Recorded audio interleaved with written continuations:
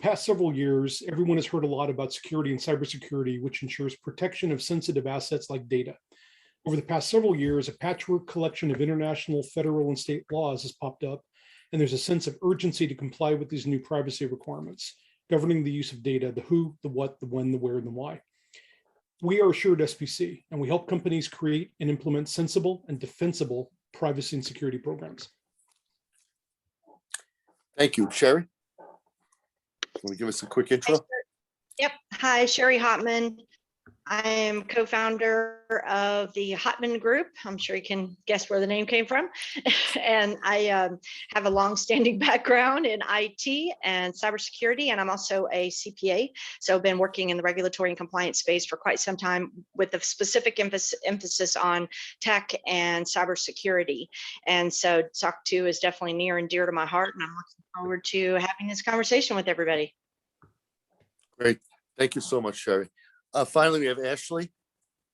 Hi, folks. My name is Ashley Medina. I have about 10 years experience in security and compliance. It started out more on the healthcare side. I moved into fintech, and now I'm working with a number of early stage companies, typically working towards getting to the enterprise market. And so I support them on their building out a brand new security program, working primarily on SOC2 and ISO, and also dabbling in other standards, HIPAA compliance, just building out with a less rigorous framework and things like PCI. Great, thank you so much.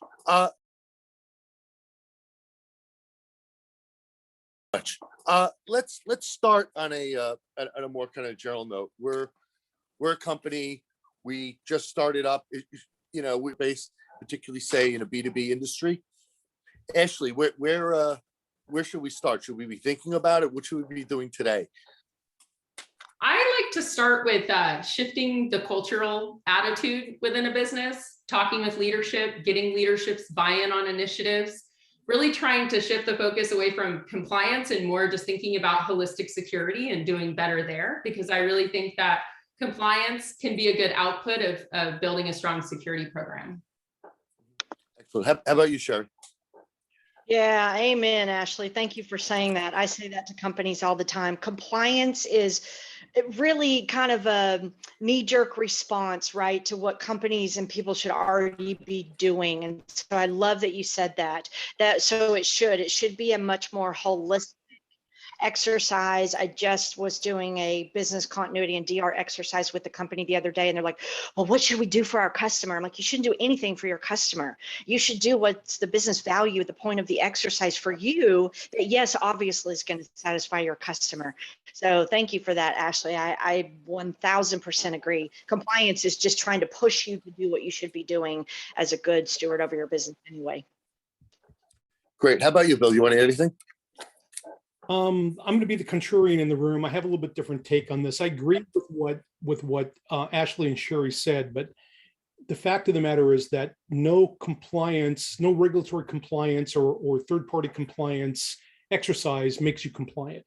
All you're really doing is demonstrating compliance. So yes, you need to, if you have an early stage company, you need to work towards what you need to do for security and privacy. Having said that, I would probably never recommend to a client to do a SOC 2 until or unless it was absolutely demanded of them, simply because it takes time and resources away from other things that you're doing in the company.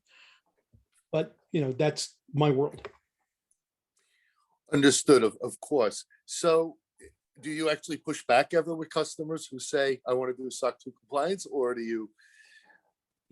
When I say push back, I mean, we have a discussion. When someone says, I want to do a SOC 2, I want to do ISO, I want to do high trust, nobody ever does these things because you want to. You do them because you have to. Yeah. I would agree with that, Bill. I think that there's typically external pressures and companies start to do things because customers say something. And there's, as Sherry said, there's this knee-jerk reaction to kind of do what they think the customer wants rather than providing that business value and figuring out what's right for the business. Right. Absolutely. Sherry, do you want to add anything on that? Yeah, I agree. people often hear these things in the market like SOC2 or high trust or whatever, and they really don't fully understand them. And you said something, Bill, and I think SOC2 is a great instrument for companies to get, but you said something very important. People don't understand there's a lasting cost of these compliance mechanisms. It's not just run to the gate as fast as you can get there. Okay, I'm there, I'm done, right? No, you're not. You just baked in X additional resource overhead into your organization. And if done well, you're mitigating risk, and it's incredible business value of doing that. But don't underestimate that there's a lasting cost for these things. So Bill, spot on that, make sure you're very intentional and very specific about what you're going after and why you're going after it. Yeah, there tends to be a tendency among all clients, but especially among early stage companies, where they think they can get a checkbox audit. Let me pay some money. Let's do it. The 2-week SOC2 thing that I think that was alluded to in the advertising marketing for this event that Carolyn sent out. We all know that that doesn't exist, but checkbox audits don't exist. It's an ongoing process. And what we find, or what we advise clients, is you don't have to boil the ocean. You don't have to do everything perfectly out the gate. What you have to do is demonstrate to the regulators or your clients, in the case of third party, that you understand what needs to be done and you have a treatment plan to achieve. And that's, if you execute on that plan, that's usually good enough. Absolutely, absolutely. So, on that note, everybody knows if you're a third party going into a pre-existing entity, the most important skill set to have, and the first most important question to have, isn't your ability to use Nmap or vulnerability scanning or to know ISO 27001. It's to determine expectations and set customer expectations. What does that mean for you? Because you're coming in as a third party, you're walking in, and doesn't matter, your success is going to be measured by expectations. What does that mean in this scenario, Ashley? Well, I think, are you speaking third party as like us coming in as consultants helping organizations? So I think first and foremost, it's important to, as Bill and Sherry said, figure out what the business drivers are, right? Like, why are we doing this? And then that can help set some goalposts of reasonable milestones to work towards compliance. There's an investment there financially for these audits. But what I see more often than not is people go get like a SOC2 type 1, and they've done it so quickly that the process is immediately breaking down after that first audit. And so I think the best thing to set expectations is customers are usually willing to do business with you. It's okay to push back on requirements. I think it's, if they want to do their own third-party assessment of you, I'm not a fan of that, because that takes a lot of resources. But I think it's okay to build in a risk mitigation agreement with a customer that says, look, we'll work towards these goalposts in this reasonable amount of time, but doing it within a decent time frame rather than trying to do it in 2-3 months. I think that tends to be a scurried, rushed, hasty process, and immediately becomes a challenge to work towards that subsequent audit. Right. Let me clarify the question just to go even a step further. Yes, absolutely. I think, 2-week, SOCs 2 in 2 weeks. That's an expectation. Someone's reading, the billboards on I-95 or whatever. What are you doing, Sherry? What do you tell? Oh, you don't have, Sherry's from Texas. Sherry doesn't have I-95. No. Whatever routes you Oh, have. we have billboards. You have billboards. There are billboards in Texas. I read that once. Yes. What are you doing? I just saw a billboard for, SOC 2 and 2. Tell me, what are you telling your customer? How are you setting expectations? Yeah, unfortunately, there's, that's, I just think kind of preying upon people's ignorance, right? Like, some people believe that there might be a way to do that. And I've worked with companies, as I'm sure Bill and Ashley, you have too, where, they've gone off and they've believed that rhetoric, and they've bought the tool, they've paid the money, which basically ends up being throwaway money because they have something that they really have no idea what to do with. I kind of equate it to this. I'm a CPA, so I do taxes for fun. Don't make fun, don't judge.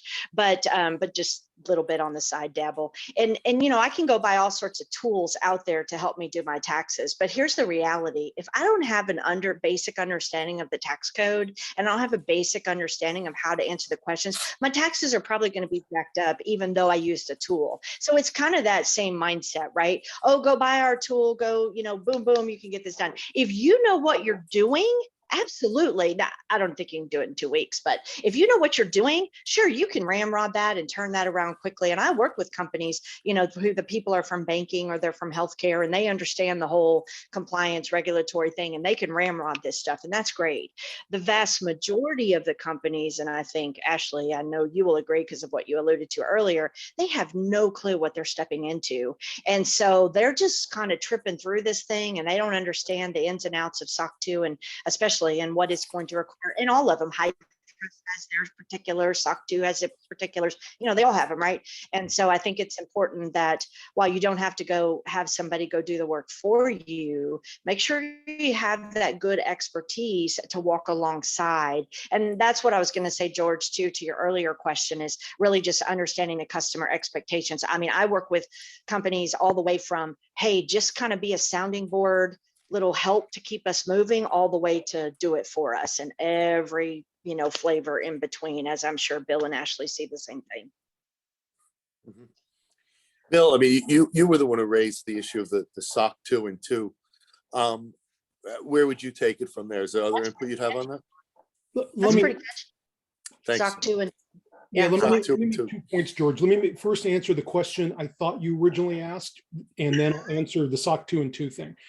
So in terms of what we do when we parachute into a company, it really depends on who the company is, what they do. The first thing that I have to look at is what's the maturity level, the operational maturity level of the company. If it's an early stage company that has nothing, and they say we want to get a SOC 2 done like tomorrow, probably isn't going to happen. I mean, it probably isn't going to happen anyway, but probably isn't going to happen. So typically what happens, the process, if I'm coming in as a virtual CISO, is my immediate role is kind of bifurcated into 2 parts. Half of me is Dr. No, you can't do that. Don't do it this way. Don't touch that. Don't move that. Don't collect this data. And half of me is kind of the professor from Gilligan's Island. As you can probably guess, I'm an old white guy, so I tend to think of everything in terms of 1960s TV. But half of it is educational. Educate the customer on what they need, versus what they think they need. The second thing in terms of the SOC 2 in 2 weeks is, it's a great marketing statement. It's a great, it looked great, it makes a great billboard. I worked with a startup before COVID that signed up for a program to do SOC 2 in 2 weeks, even though no, it's not going to happen. Is it possible to achieve a SOC 2 in 2 weeks? Technically, maybe. If you are completely prepped, if you are, you know what you're doing, you have all your controls in place, everything's been tested, and you're completely audit ready, maybe you can find an auditor that will do it do the actual audit in 2 weeks. You won't get an audit report in 2 weeks. I think that would be very rare, but typically, we all know it's a 4 to 5 month process at best for a SOC 2 Type 1 report, and that corresponds with guidance from AICPA. Any auditor, in my opinion, that is advertising SOC 2 in 2 weeks probably has a problem with the AICPA. So Yeah, I didn't want to. Yeah, Sherry, I realize I certainly have a future marketing at some point. It's getting a little older in my career to do it, but SOC 2 and 2. Absolutely. So on that, what I want to do though is open it up and make sure that if anyone has questions in the audience, that we're approaching those questions, even if it's changing the direction of discussion. We want to obviously keep it within the parameters of the topic, but please feel free to dump questions into the chat. So, I mean, look, everybody likes to talk about successes, and if you're consulting and you're a third party coming into parachuting in, as Bill said, into an entity, the reality is sometimes you land on a tree, or sometimes you're trying to take your parachute off and you wrap it around your leg and you're dangling upside down for half an hour. Talk about what kind of scenarios you've been in, which have actually been hard to wiggle out of. I mean, I hate to push the metaphor so far, but the parachute in just opened it wide open for me here.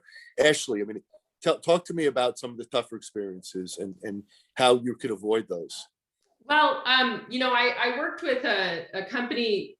I did an audit in October for a company that was 8 people, right? That's the smallest company I've ever done a SOC compliance with. Wow. And they were dead set on doing this. They're moving into the US market. They're doing their first US hires. There was no talking them out of that. And they had already purchased a program. And guess what? They wanted to do it in 2 to 3 weeks. We did it in 3 months, and it was a challenge. I think the only reason it actually happened was because they have 8 people and there are some controls that didn't apply to them. Was it good? No. Is there a ton of work to do now? Yes, that post-audit strategy is ridiculous. And I think to Bill's point, a lot of it is, what are they doing now? What are they not have in place in terms of tools and process, getting pen tests organized? These are things that take a lot of time as coordination with other parties. And I think the only reason this could fly is because the environment was serverless. They were carving out a lot of the controls. They had only 8 people to do training with. And there was all these little kind of caveats.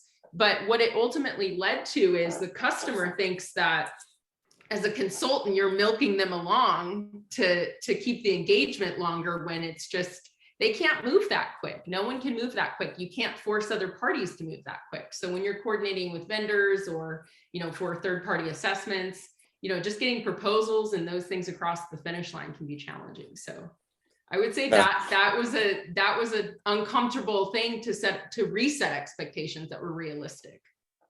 Absolutely. Sherry, how about you? Yeah, I agree what you said, Ashley, too. And I was thinking for type 1, you could probably trip your way through it. You're going to probably hit a tree at some point, but you might actually make it through. But to the point that was said earlier, you'll never make it through a type 2. So as soon as that type 1 is over, it's almost like, the work really begins to be successful. And a lot of companies and people don't understand that. And that's what I was going to respond, George, to your question was, I deal with a lot of companies that have this notion of, well, just send me the list and we'll just do the list. We'll just check the boxes and we can read the stuff and we'll just figure it out. And I try to, so much of, I think what all of us do is coaching, right? Is we really just work with people and coach them and help them to be successful, regardless of where they are and regardless of what their need is. But while I'm all about, sharing as much of my knowledge and my expertise as anybody wants to take from me, there's just a lot to this stuff. And sometimes it's the little bitty things that you trip on. And I understand that compliance mechanisms are expensive and they typically want them yesterday. And there's all those other caveats, but then you got to look at the internal resources are typically like already doing 1+ jobs anyway. They're overwhelmed. Now they're trying to read stuff and figure stuff out. And I don't even know what this means. And some of it is very obvious and like, okay, that's fine. Go get that and do this. But it's just like you brought up pen test, Ashley. I almost every week, multiple times a week, I have the conversation. It's not good enough to just order your pen test. What do you mean? You got to look at the pen test results. What do you mean? Okay, let's talk about what all of that means. You get, SOC2 it's not good enough to just say, yes, I did it. Well, I don't know what that means. Okay, well, we need to talk about what that holistic process looks like. And to me, that's a lot of the challenge of this.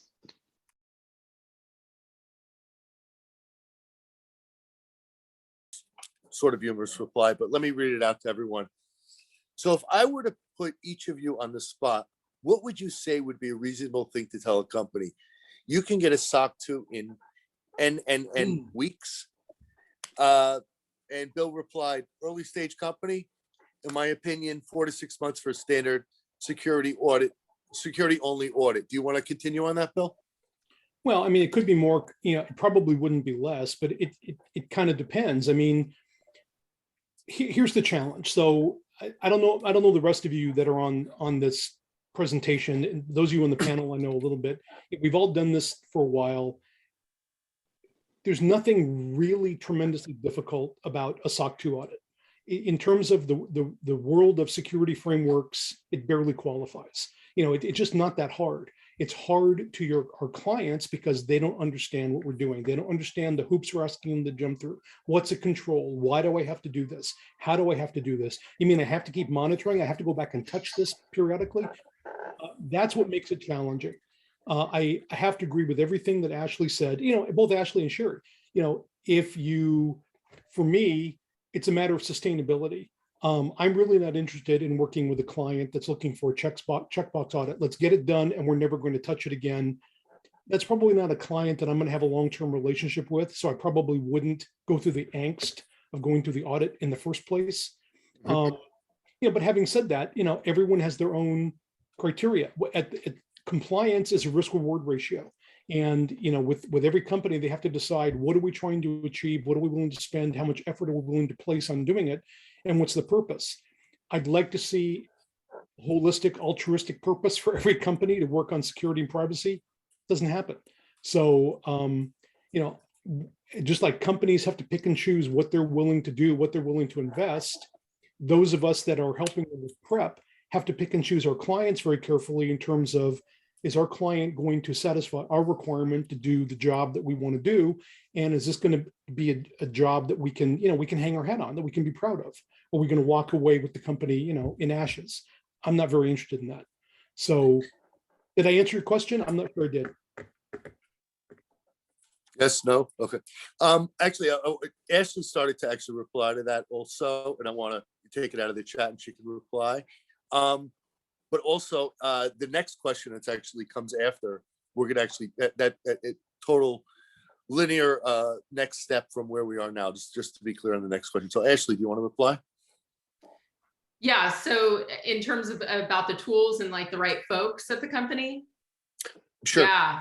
So the biggest thing is that when I come in as a consultant, my job is to coordinate resources, to project manage their initiative. And I think in order to be successful, it's really challenging when either you have too many people that know micro knowledge about the business or different things like in the technical environment, but equally as challenging when you have too few stakeholders that are trying to do everything, even though they have no expertise in HR or IT or whatever. I feel like legal is somebody that I work with on the contracting side, because that is a piece of SOC2. I see some auditors have more interest than others in that during SOC2 audits, but definitely HR. That's the number one control that I see exceptions in. And when they don't have mature HR processes, I find that it's challenging. There's process breakdown, even in bigger companies. Like HR is the number one thing. If you're not onboarding or offboarding successfully with IT, you're not getting employee handbooks updated annually or getting acknowledgements and background checks consistently, it's a challenge. So it really takes the right people to keep these processes, to build it out where it's sustainable, like Bill said, and to keep them operating effectively throughout reporting periods. Yeah, I was gonna say, I mean, just the coordination between different departments. You think about onboarding and offboarding processes. Unfortunately or fortunately, it's not a flick of a switch. Users set up, onboarded, least privilege. All this setup doesn't just happen, especially when there isn't a base inventory of what an operation is doing. Not even just the assets, the material assets, but the intellectual and the roles and so on and so forth. Sherry, I mean, the question that came up where I wanted to shift now, what about vendors? What role do the vendors actually have in this process? You can name names. What are experiences? Yeah, so I am a tech person and I am very supportive of tools. Like, I think that's a great idea. I think GRC tools are a really good idea. I see so many companies running these programs in Excel spreadsheets and worse.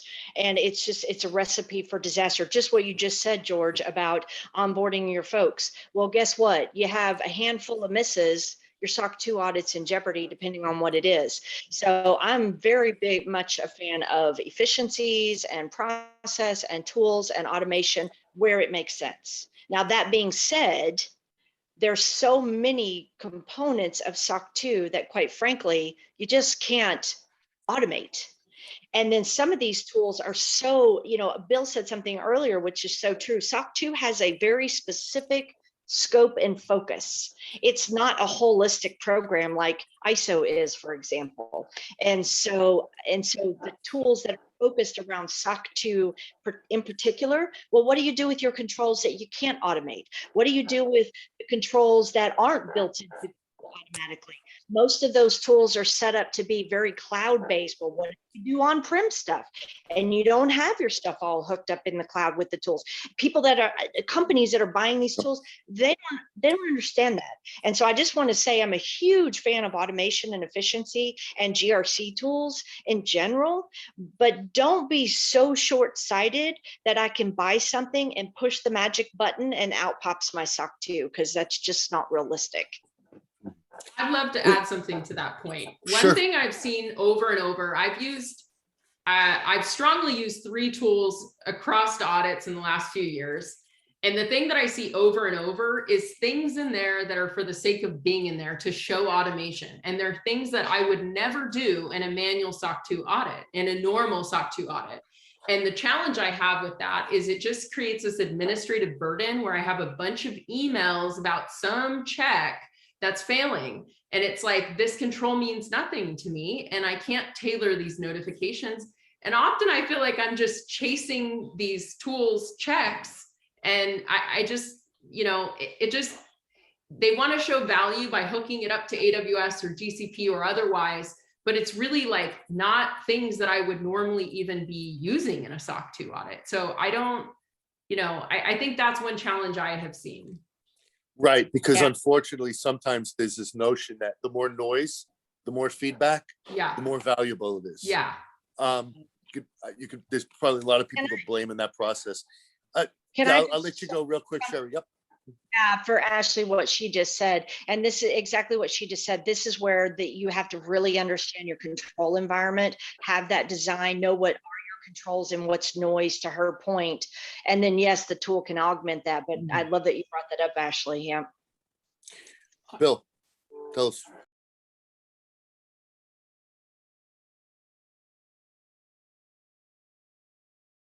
An auditor, you know, I worked for HHS, did HIPAA audits for several years, and the tools are great for the auditor. I mean, they give you a standardized view of the audit. From working from the client side, from a client side auditor, the tools don't do a lot for me. You know, I have my own control statements that I tend to use. I have my own idea of how I write controls. I have my own set of policies and procedures that I customize.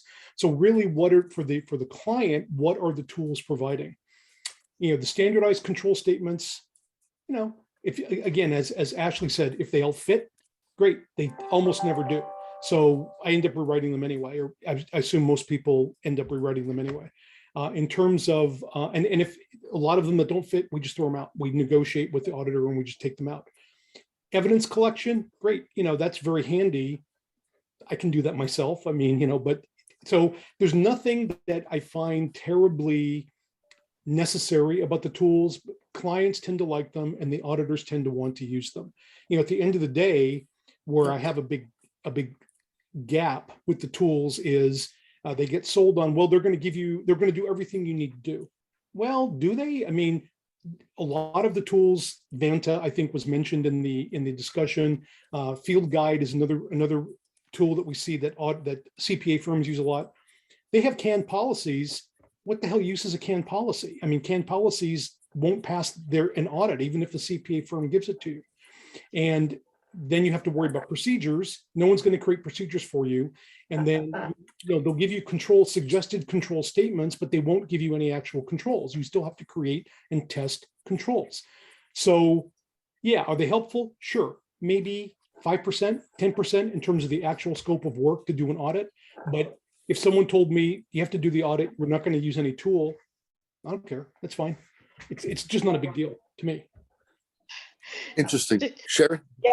So Bill, to your point, I have an ad that actually happened. I had a company, they went out and bought one of those tools and they were very proud of themselves for showing me around, and they pulled up the policy and that was canned out of the tool, out of it. And they're like, and I'm like, oh, what is this? I don't know. Did you review this? Have you approved this? What? Yeah, you can't just leave it here. You have to know what it says. You own it. I don't know what that means. And then on the main screen, there was a big red, like 84. It was some high number. It's less than 100. I'm like, what's that number? I don't know. What is that number? Well, that was their control failures of the automation hooked up to AWS Azure. I can't remember which one, but they were like, I don't know. I'm like, okay, well, what's your process to remediate those? I don't know what that is. Okay, then what's the point of having a tool? Like, you're not even doing what you're supposed to be doing, but that's like real world scenarios. So Bill, to your point, I think they could be helpful, but not if you don't know what you're doing. It cracks me up when a client will say, well, we got all these policies in the tool and we customize them. Okay, let's take a look. Adding your name to the policy does not constitute, customization of the policy. So that's funny.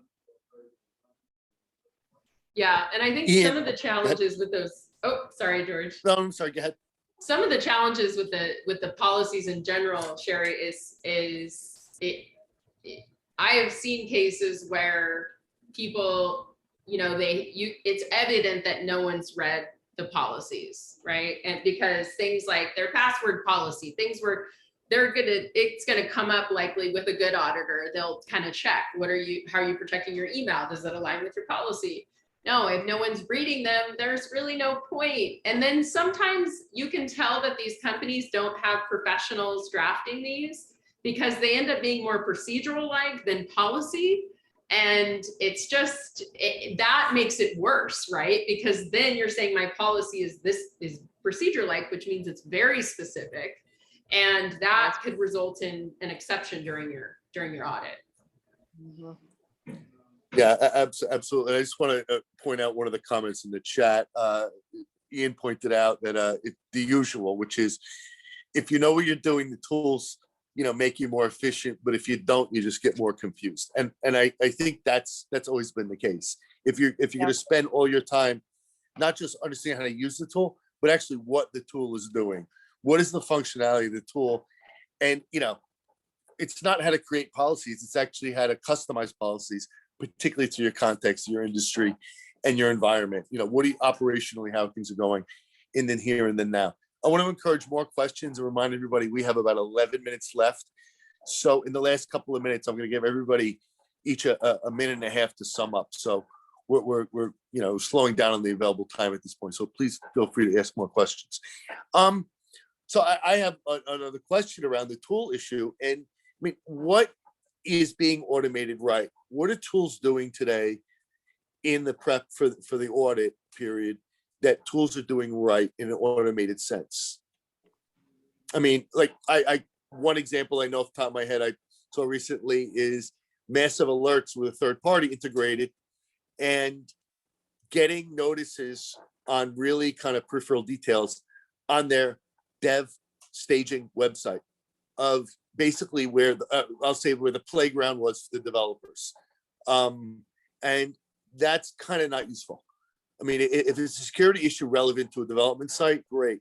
But a development site, not staging, I'll say just development, really should be a playground for developers to test what they're doing. And to actually hold that, up as an important kind of stumbling block in your audit is a little foolish.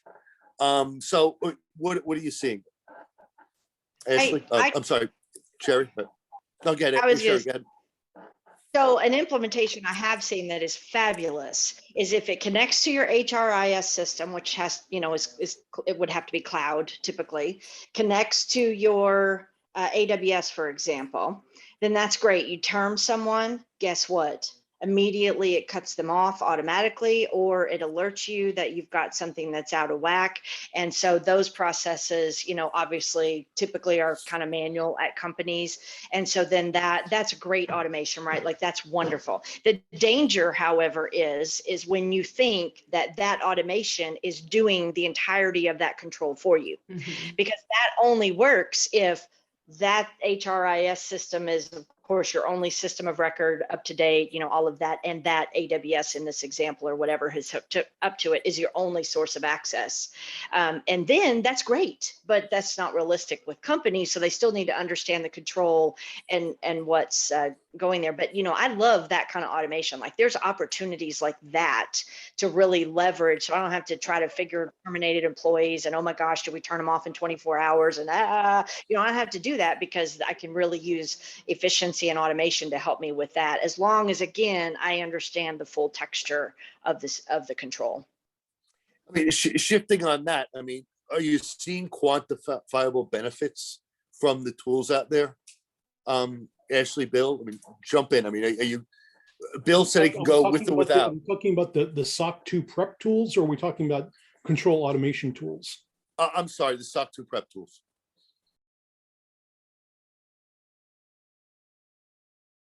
I don't think it's not like I couldn't live without them.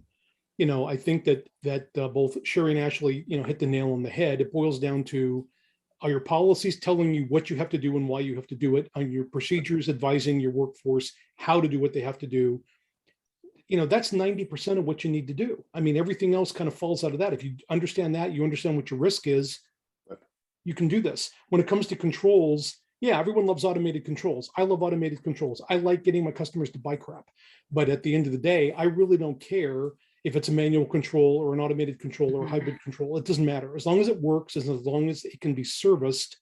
When you have an early stage company with 20 individuals, they're probably not going to buy a lot of automation. They're going to spend their money on building out their AWS platform for doing more development. So, depending on what's in the best interest of the company, I'm good. As long as it fits a sustainability model. If they're going to hold me responsible for sustainability, I'm good with it. Yeah. Right, because what you're doing when you're trying to get your minimum viable product out the door versus selling to an That's what they enterprise with a should be finished doing. product. That's what they should be doing. The business can't be sustainable if they're not building and shipping. And I think the automation, some things I think are great. Not that I couldn't get it in some other tool, but like things like showing encryption of all the S3 buckets or all the EBS volumes or all the databases. That's good because a lot of times customers will say, yeah, it's encrypted. I'm going to not trust you. We're going to verify it. And I think the tools can sometimes be a good, easy way to look at that if you don't have access to their cloud console. And that can help if you can assign an internal project manager that can go to the dev team, go to the SysOps or DevOps team and say, hey, look, these controls are failing. Can you go investigate this? I think, the big thing is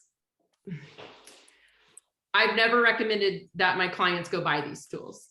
I will do it in a spreadsheet. I will do it in a SharePoint. I will do it the old school way, because I would rather preserve that security budget for other things that provide more business value, like intrusion detection, things that could actually, help us get closer to detecting a breach, those things that are very expensive tools, web application firewalls. Those things cost a lot of money, especially if your application has a lot of traffic.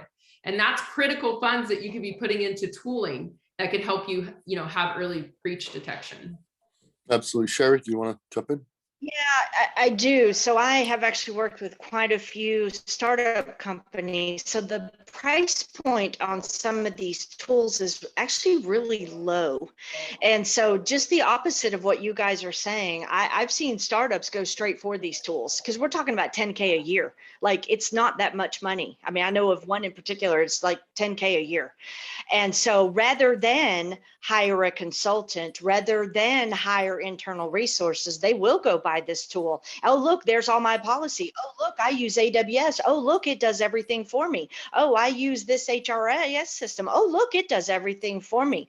They actually will do that. I've talked to several startup companies that will drop that money. Security and this false kind of sense of expectation that they're there, and the reality is they're not there.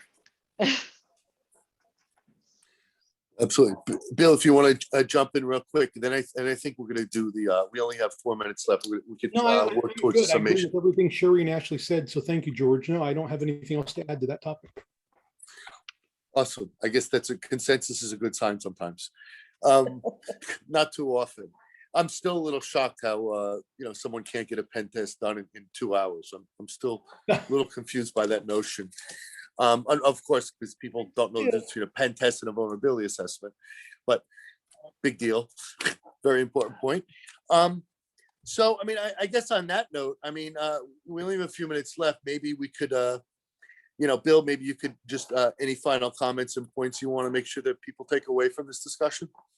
I don't really have a lot to add that hasn't already been said. I think that the process is, repeating myself, it's just not that difficult. It seems difficult and daunting to clients that haven't been through it before. And I think that our jobs as CISOs or virtual CISOs is to keep the customers calm and advise them that we can do this. It can be done. We can get you from here to there, and we can do it on budget. We can do it on time, as long as you're realistic about those two things. But customers make it difficult for themselves. There's really nothing all that challenging about the process in and of itself. The process is very well documented. So, that's all. Sherry, any final comments? Yeah, I think, for SOC2 in general, I like SOC2. I realize it's not, comprehensive and holistic, something like an ISO, but I think for a company, it is a decent place to start.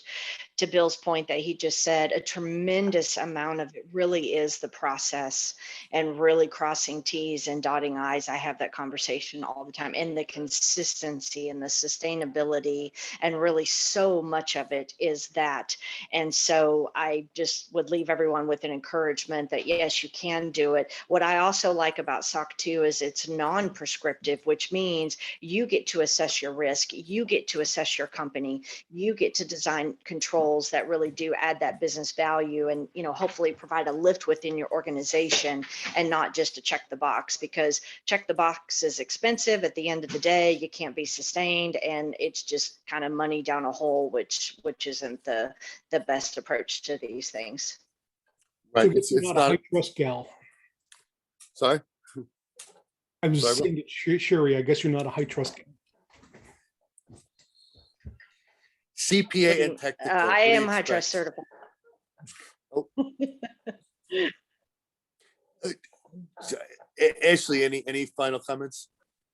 Yeah, I think early stage companies should really think about their audit partners first and foremost, and start working with a good firm that can be a good partner through those first audits. Whether they choose ISO or SOC2, that should be dependent on where their customer target market is. If they're in the US, SOC2 is fantastic. It's a very popular standard. If they're trying to go outside of the US, then maybe ISO makes more sense to them.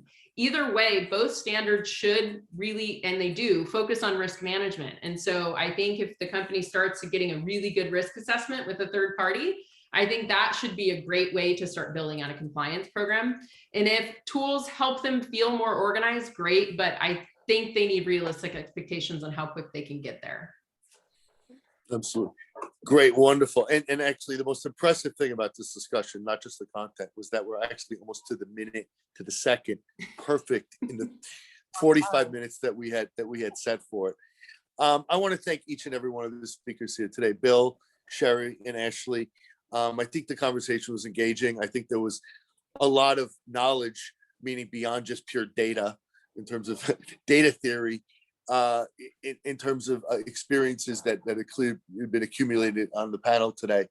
I want to encourage everybody to visit the Security Expert Marketplace to find a vCISO. Maybe that could help you in that pre-audit process and get you through the final throes. Unfortunately, not necessarily in 2 weeks. So on that note, again, my name is George at ClearOps. I really want to thank everybody for speaking, being on the panel, for attending, and to all the YouTube streamers out there. To you, thank you very much. Until next time, thank you. Thank you, Thank you. George. Thank you, Bill. Thank you, George. Ashley. Everyone.